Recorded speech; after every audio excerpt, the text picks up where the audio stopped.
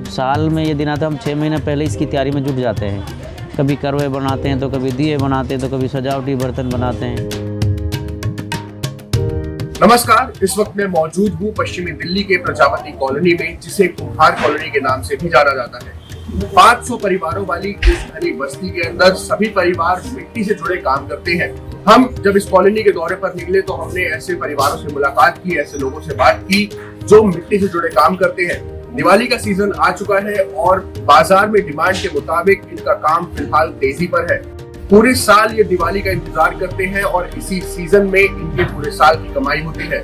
लेकिन इसके साथ ही कई मुश्किलें भी हैं जिनका सामना इन्हें करना पड़ता है। बीते 2 साल जो कोविड का गुजरा है वो इनके लिए मुश्किलों भरा गुजरा था।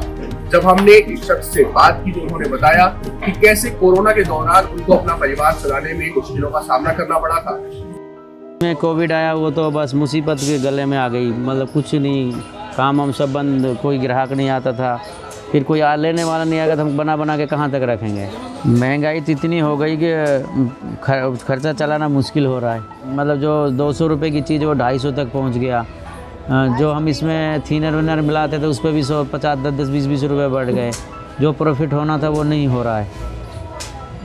प्रॉफिट नहीं होगा तो गुजारा कैसे होगा।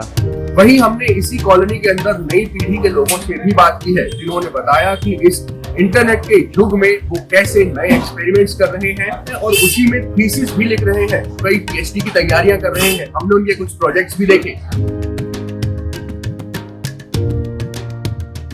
इस कोरल में मतलब मैंने अंडर वाटर ब्यूटी दिखाई है कि कितने अच्छे सुंदर कोरल होते हैं, पर हम प्लास्टिक फेंक देते हैं ना, फिर ये इनको भी इफेक्ट करते हैं और ये नष्ट हो जाते हैं। तो फिर यही तो मछलियों का रहने का घर होता है, फिर वो कहाँ रहेंगी। इसका आइडिया भी भाई इंटरनेट। मैं सच भी बोलूँगी, मैं सर्च करती रहती हूँ। तो मेरी बड़ी बहन और मैं करते रहते हैं, जैसे हम लोग एनिमल फिगर बनाते हैं और ये सब मास्टरपीस है। कोई भी इसमें मोल्ड का कुछ भी काम नहीं है, हम लोग सारे मास्टरपीस बनाते हैं। इससे थोड़ा सा लोगों को एक्सपेंसिव लगता है, पर ये एक्सपेंसिव नहीं है। अगर इसको बैठ के बनाओगे इसका टाइम के अकॉर्डिंग तो आपको पता चलेगा कि बिल्कुल भी एक्सपेंसिव नहीं है। हमने यहाँ पर कुछ पुराने लोगों से भी मुलाकात की, जिन्होंने यहाँ की कुछ समस्याओं के बारे में बताया, जैसे कि भट्टी में ये लोग अपने बर्तनों को सेकते हैं, जो कि इनके काम का एक बहुत ही इम्पोर्टेंट हिस्सा है।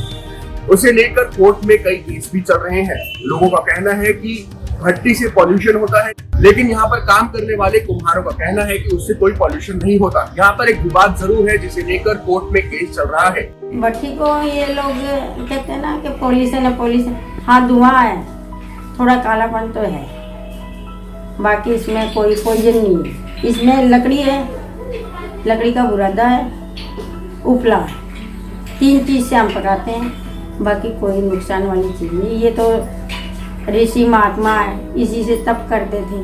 हमारे माँ बाप, दादी परदादी सब ने इसी में खाना पकाया और इसी से हम बड़े भी हुए। कोरोना वायरस और लॉकडाउन की मार से उभरे इन कुम्हारों के सामने इस दिवाली डिमांड तो आई है, जिसे लेकर थोड़ा इनका काम चला है।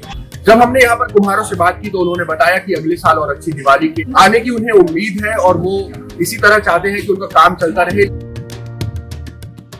आगे अगर ये कोरोना का ऐसा कुछ माहौल नहीं हुआ तो काम अगली साल थोड़ा अच्छा निकलेगा, उम्मीदें ये लग रही हैं। जब हमने यहाँ पर शिक्षा के बारे में बात की तो उन्होंने बताया कि नए बच्चे पढ़ाई लिखाई भी कर रहे हैं, उसके साथ वो अपने परिवार वालों का हाथ भी बटाते हैं और इस काम को भी सीख रहे हैं। पढ़ाई लिखाई भी बच्चे कर ही रहे हैं, सही चल रहे हैं। काम भी अपना देख, मतलब जैसे भी करने लायक तो काम भी कभी कभी हाथ बंटवा देते हैं, और जब पढ़ने का टाइम है तो पढ़ते भी हैं। ठीक चल रहा है।